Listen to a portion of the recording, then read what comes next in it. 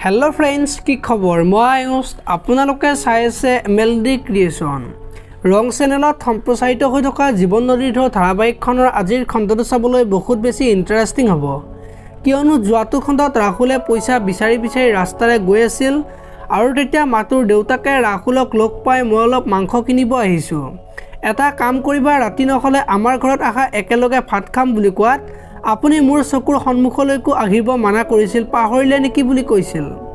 আৰু মই গম পোৱা নাছিলো আপোনালোকে এইখন বজাৰত বজাৰ কৰে বুলি এতিয়া গম পালো অহা বাদ দি দিম চিন্তা নকৰিব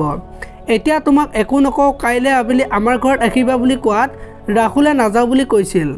আৰু তেতিয়া মাতুৰ দেউতাকে কালি আমাৰ ঘৰত আহিবলৈ বাধ্য হবা বুলি কোৱা দেখিবলৈ পাইছিল আজিৰ খণ্ডটোত মাতুৰ দেউতাকে ৰাহুলক যে ভাত খাবলৈ মাতিছে আৰু যে কিবা কথা ক'বলগীয়া আছে সেই কথাটো মাক আৰু ভাৰ্গৱৰ আগত ক'ব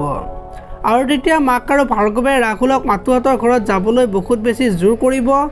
আৰু ক'ব ছাৰে তোৰ আৰু মাতুৰ বিয়াখনৰ কথা পাতিবলৈ মাতিছে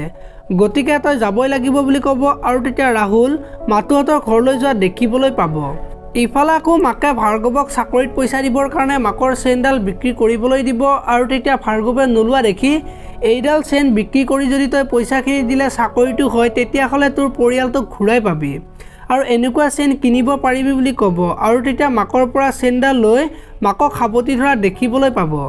আপোনালোকে জীৱন নদীৰ ঢৌ ধাৰাবাহিকখন চাই কেনেকুৱা পায় কমেণ্ট কৰি জনাব